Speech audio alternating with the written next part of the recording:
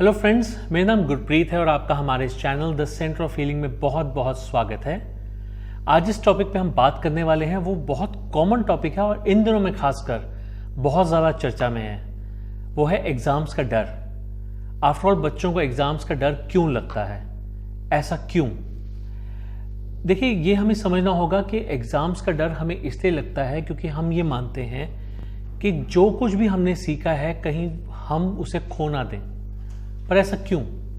ऐसी क्या वजह है? इसकी वजह यह है कि हम आज की डेट में ज़्यादातर हम ये मानते हैं कि सक्सेसफुल होने का मतलब है हाई ग्रेड्स लाना या फिर हाई स्कोरिंग मार्क्स को ऑब्टेन करना। हम इसे as a matter of pride ले लेते हैं। हम सोचते हैं कि हम सोसाइटी में अपने आप को हाई मार्क्स या ज़्यादा मार्क्स स्कोर करने पर हम अपने आप को सोसाइटी में एक अच्छे रूप में स्थापित कर पाएंगे।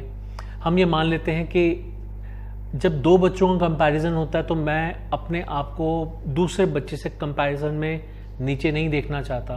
मतलब it's a matter of pride. हम हर चीज़ में ये देखते हैं कि मुझे ऊपर रहना है, पर मुझे सिर्फ स्कोर्स में ही ऊपर रहना है और कुछ नहीं। हम इसलिए अच्छा मार्क स्कोर करना चाहते हैं क्योंकि इससे हमारे पेरेंट्स को खुशी मिलेगी। बट ये कब तक चलेगा? आप इस चीज़ को समझिए कि हम एक्चुअली एजुकेशन के लिए जाते क्यों हैं। हम पढ़ने क्यों जाते हैं? हम पढ़ने इसलिए जाते हैं क्योंकि उससे हमारी जो बेसिक फंडामेंटल्स हैं वो क्लियर होते हैं। हमारा दिमाग खुलता है, हमें इंफॉर्मेशन मिलती है कि after all around the globe हो क्या रहा है, क्यों हो रहा है। सबसे बड़ी बात है कि क्यों हो रहा है। जब हम क्यों का जवाब नहीं मांगते, जब हम और कई सवाल नहीं पूछते, तो हम एक्चुअली कर क्या रहे हैं? सिर्फ जो किताबों में लिखा है हम उसे पढ़ते जा रहे हैं, रट्टा मारते जा रहे हैं, हाई ग्रेड्स हाई स्कोर्स लाते जा रहे हैं और हम समझते हैं कि हम जीत गए। But no, actually that is wrong. देखिए, हम सक्सेस के पीछे भाग रहे हैं, बट सक्सेस कैसे मिलेगी? हमें एक्चुअली हम गलत रूट पकड़ रहे हैं। हमें जाना सक्सेस के पास ही है, पर रादर देन कि हम सक्सेस को फॉलो करें, हमें एक्सीलेंस को फॉलो करना चाहिए। देखिए, अगर हम अपने बेसिक्स को क्लियर कर लेंगे, फॉर एग्जांपल हमारे मैथ्स के फॉर्मूलाज हमें क्लियर नहीं होते। हम बचपन में टेबल्स सीखते हैं और कई बच्चे तो ऐसे होते हैं जिनको टेबल्स ही नहीं आते। आज की डेट में अगर आप किसी शॉप पे जाते हैं, कोई शॉपकीपर से आप कोई शॉपिंग करते हैं, व्हाट यू फाइंड इज कि छोटी छोटी चीज़ें भी होती हैं, उनकी कैलकुलेशन भी कैलकुलेटर्स पे हो रही हैं। पर जब कैलकुलेटर नहीं था तब कैलकुलेशन कैसे होती थी? आप जानते हैं, आप अगर किसी ऐसी दुकान पे जाएं जैसे कोई किराने की दुकान हो या कोई ऐसी पुरानी दुकान हो जहाँ पर कोई पुराने लोग बैठे हुए हैं, काउंटर पे पुराने लोग बैठे हुए हैं, वो कैलकुलेटर शायद चलाना भी नहीं जानते। मैं ये नहीं कह रहा हूँ कि पुराने लोग सीख नहीं पाते, कुछ लोग जानते भी हैं, but still they follow a same trend कि आप उनको बोलो कि इतने की चीज़ है, इतने की चीज़ है, इतने की चीज़ है, वो तीन चीज़ों को टोटल आपको उसी वक्त बता देते हैं। So what does that mean? मतलब वो उनकी प्रैक्टिस ही इतनी हो चुकी है, उनको टेबल्स इतने कॉन्सेप्ट्स क्लियर हैं कि वो कैलकुलेशन अपनी उंगलियों पे कर लेते हैं, अपनी मुंह ज़बानी कर लेते हैं। पर हम आज की जनरेशन, ज़्यादातर लोग, अगर आप कोई शॉपकीपर के पास जाते हैं, वो या तो कंप्यूटर पे उसका बिल बनता है जिससे कि ऑटोमेटिकली कैलकुलेशन हो जाती है, या फिर वो कैलकुलेटर लेके कैलकुलेशन करते हैं। मतलब हम आज एजुकेशन का लेवल आगे बढ़ाने के बजाय हम पीछे चले जा रहे हैं कि हम अपने दिमाग को यूज़ ही नहीं कर रहे, विच फर्दर मीन्स कि हम एक्सीलेंस को भूल जाते हैं, हम बेसिक फंडामेंटल्स को भूल जाते हैं और हम सिर्फ सक्सेस, सिर्फ मार्क्स, सिर्फ इसी चीज़ों के पीछे भाग रहे हैं। अगर ऐसा करेंगे तो डेफिनेटली हमें एंग्जाइटी होगी, हमें जो याद भी किया हुआ हम वो सब कुछ भी भूल जाएंगे। तो ऐसा हम क्या करें? ऐसा क्या करना चाहिए जिससे कि हम अपने आप को इस एंग्जाइटी से दूर रख सकें? देखिए, उसके लिए भी कुछ बहुत बेसिक सी चीज़ें हैं, पर हमें और भी बहुत कुछ समझना होगा। जब हम ये टेंशन अपने दिमाग में पाल लेते हैं कि हमें एग्ज़ाम्स की टेंशन होती है, कई बार क्या होता है, हम किसी और को देख के भी ये सोचते हैं कि हाय वो उसको एग्ज़ाम्स की टेंशन है तो शायद वो टेंशन मुझे भी है। हम ये भूल जाते हैं कि वो उसकी लाइफ है, उसकी मेंटल स्टेट है, हमारा मेंटल स्टेट नहीं है। अगर आपको सब कुछ आता है, फंडामेंटल्स क्लियर हैं, सिर्फ फॉर एग्जांपल अगर आप साइंस की बात ले लें, अगर आपको मालूम है कि इवेपोरेशन कैसे होता है, कंडेंसेशन कैसे होता है, रेनफॉल कैसे होती है, आपको मालूम है कि ड्रेनेज सिस्टम कैसे है, मून कितनी दूरी पे है, मून की लाइट कैसे आती है, सनलाइट कैसे आती है, डे नाइट कैसा होता है। तो ये आप साइंस अगर समझते हैं, आपने प्रैक्टिकली इसको समझा है, तो आपके मार्क्स कम क्यों आएंगे? You just have to portrait that all that into your words. और करना क्या है? बट अगर वो आपको फंडामेंटल्स याद ही नहीं है, अगर आपने कोई स्टेटमेंट याद की या फिर आपने कोई आंसर याद किया और उसमें अगर आपने द की जगह इज लगा दिया, आपको आगे सब कुछ भूल ही जाएगा। सो रट्टा मत मारो, रट्टा मारोगे तो कुछ समझ में नहीं आएगा।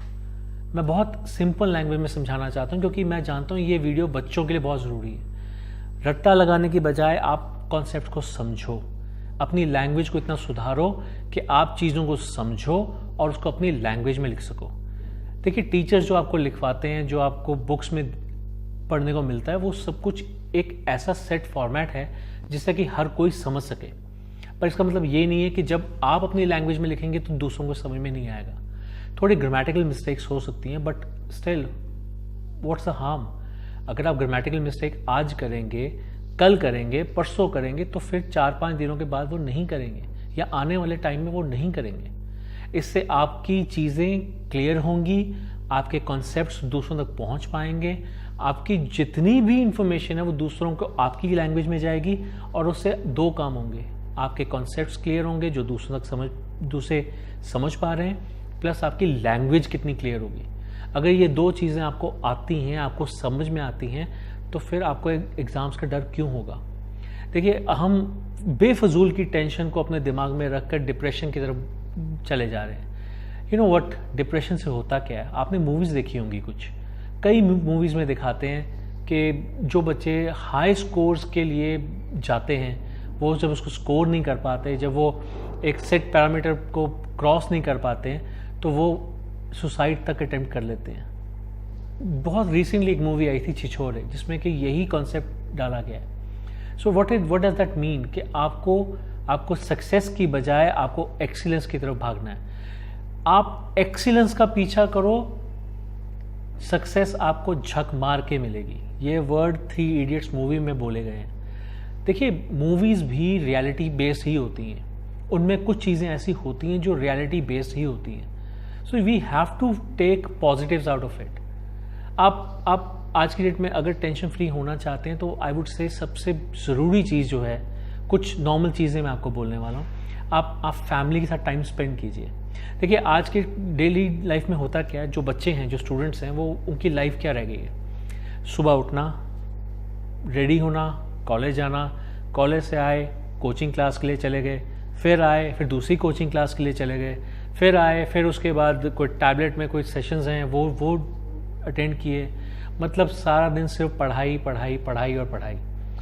पर वो जो दूसरी नॉर्मल चीज़ें हैं जो उनकी लाइफ में उतनी इक्वली इम्पॉर्टेंट हैं, उनकी तरफ तो वो जा ही नहीं पा रहे। फॉर एग्जांपल, आज की डेट में कितने बच्चे जो मॉर्निंग वॉक करते हैं, कितने बच्चे जो अपनी स्पोर्ट्स या कोई एक्टिविटी को फॉलो करते हैं, कितने बच्चे जो अपने शौक़ को पूरा करना चाहते हैं, कितने बच्चे जो अपने पेरेंट्स के साथ बैठते हैं, हंसी मजाक करते हैं, अपने दोस्तों के साथ बैठते हैं, कहीं घूमने जाते हैं। बहुत कम हो चुका है आज की रियल लाइफ में। और इसी सब की वजह से बच्चे इतनी छोटी एज में भी डिप्रेशन की तरफ चले जा रहे हैं। देखिए, इस सब से बाहर निकलने के कुछ सिंपल से तरीके हैं। आपको एक ऐसा टाइम टेबल चाहिए जिसमें कि आप एक्सीलेंस या फिर स्टडी प्लस अपनी हेल्थ, इन सब को एक बैलेंस दे सकें। सबसे पहली जो चीज़ मेरे दिमाग में आती है वो है कि आपको स्लीपिंग पैटर्न अपना ठीक करना चाहिए। आपको मालूम होना चाहिए कि मुझे इतने घंटे सोना है तो मुझे सोना है, मुझे इतने बजे सोना है और इतने बजे उठना है। उसके अलावा आपको अपनी फिजिकल एक्टिविटी पे कंसंट्रेट करना चाहिए। आप वॉक पे जाएं, आप कोई स्पोर्ट को फॉलो करें, आप रनिंग कर लें, आप और कुछ कर लीजिए, कुछ भी फिजिकल एक्टिविटी कीजिए। बट अगर आप पूरे 24 घंटे में से 1 घंटा अपनी हेल्थ को नहीं दे सकते, तो आई एम सो सॉरी, आपको फिर आप कुछ भी नहीं पा सकते। आपको वो अपने फिजिकल एक्टिविटी में इन्वॉल्व होना पड़ेगा। अनदर थिंग कम्स, आप मेडिटेशन कीजिए। आप सिर्फ फिजिकली एक्टिव होकर या फिर सिर्फ किताबें पढ़कर पास नहीं होंगे। मेडिटेशन करने से आपके ब्रेन का फ्रंट लोब बहुत ज़्यादा एक्टिव हो जाता है, जिसकी वजह से, ये बात मैंने कई वीडियोस में बोली है जिसकी वजह से आपकी कंसंट्रेशन, आपके डिसीजन मेकिंग, आपके बहुत कुछ सही हो जाता है. So do meditation for some time and that will definitely give you dividend. Next thing, आप नए टॉपिक्स लर्न करने का, समझने का अपने आप को समय दीजिए. आज आपने एक टॉपिक पढ़ा तो कल आप दूसरा टॉपिक पढ़िए, कल आपने दूसरा टॉपिक पढ़ा तो तीसरा टॉपिक पढ़िए. आई मीन टू से इन टर्म्स ऑफ चैप्टर्स की बात कर रहा हूं मैं. जैसे आज आपने फर्स्ट चैप्टर याद किया, कल सेकंड कीजिए, परसों थर्ड कीजिए, पर इस हिसाब से कीजिए कि आपको कॉन्सेप्ट्स क्लियर हो. Next step, time to revise everything. अगर आपने आज फर्स्ट चैप्टर याद किया, कल सेकंड कर रहे हैं, तो कल की डेट में आपको फर्स्ट चैप्टर को भी एक बार गो थ्रू करना है. At least flip the pages. आप जब पेजेस को फ्लिप करेंगे आपको सब कुछ याद आएगा. Once you do all that, आपको जब याद रहता है तो वो भूलता नहीं है. पर अगर आप उस चैप्टर को सीधा टर्न अराउंड कर देंगे कि आज चैप्टर 2 हो गया, मुझे चैप्टर 3 करना है, कल 4, उसके अगले दिन 4th करना है, तो आप पीछे का सब भूलते जाएंगे. यानी कि आगा दौड़ पीछा चौड़, सब कुछ पीछे का छोड़ दिया हमने और आगे हम दौड़ते गए. तो आपको उस चीज़ के लिए भी टाइम देना है. अपनी फैमिली के साथ टाइम स्पेंड कीजिए. अपनी टीवी देखिए, टेलीविज़न देखिए, वो कल्चर जाता जा रहा है. आज एक कमरे में कोई स्पोर्ट्स लगा के बैठा है, कोई क्रिकेट देख रहा है, दूसरे कमरे में कोई कार्टून लगा के बैठा है, और तीसरे कमरे में कोई डेली सूप लगा के बैठा हुआ है. ऐसा हो रहा है आजकल. नो, एक पर्टिकुलर टाइम दीजिए जिस टाइम में सारी फैमिली एक ही चीज़ देखेगी, एक ही कमरे में बैठ कर देखेगी. Be it dinner time, be it any time, कुछ ऐसा टाइम दीजिए जिससे आप फैमिली में एक गेट टुगेदर करें. आपको पता हो कि हाँ, हमारा ये फैमिली टाइम है.